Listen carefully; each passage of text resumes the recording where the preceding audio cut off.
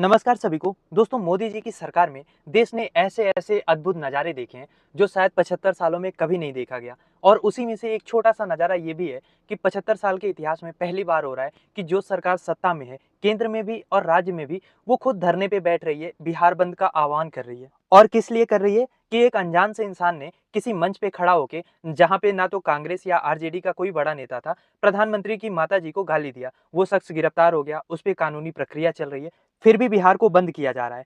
यानी इससे ज़्यादा आप कौन-सा इंसाफ चाह रहे हो? ये बात देश अभी तक समझ नहीं पा रहा है।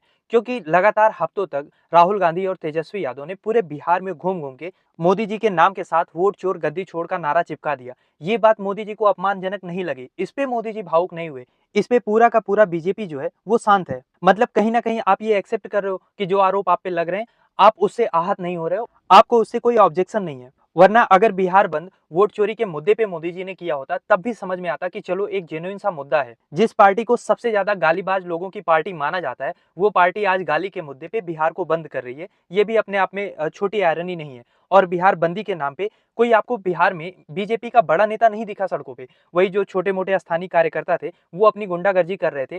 कहीं एम्बुलेंस को रोक रहे थे जिसमें प्रेग्नेंट औरत जा रही थी, कहीं महिला टीचर को मारने वाला वीडियो सामने आया क्योंकि वो अपने काम पे जा रही थी, कहीं बच्चियों का बस रोका गया जो पढ़ने जा रही थी। और जिस तरीके के विजुअल्स, जिस तरीके के वीडियो कल के बिहार बंद से सामने आ रहे हैं, एक चीज तो पक्का है, इस पे बिहार में मोदी जी को वोट नहीं मिलने वाला है इस विक्टिम कार्ड पे। हाँ, ये जरूर होगा कि बिहार बंदी से कई सारे वोट उनके कटे होंगे, क्योंकि कल जब लोगों को दिक्कत हुई है सड़क पे, तो उसमें से बहुत सारे भाजपाई भी रहे होंगे। उन्हें भी समझ में आ रहा है कि किस तरीके से विक्टिम कार्ड खेला जा रहा है। पिछले 11 साल से आप सत्ता में हो और आपको ये बताना चाहिए कि आपने डेवलपमेंट के लिए किया क्या है। आप अपने काम पे वोट मांगो, लेकिन आपको वोट किस पे मांगना है? आपको गाली गलौज पे, आपको इमोशनल कार्ड खेल के, कभी पाकिस्तान के नाम पे, आपको इन्हीं सब पे वोट मांगना है। जबकि बिहार की जनता जो रोजमर्रा की समस्याएं हैं उससे अभी तक जूझ रही है, चाहे वो महंगाई हो, रोजगार हो, बाढ़ की समस्या हो, पलायन की समस्या हो। एक चीनी मिल तो आपसे खुली नहीं है।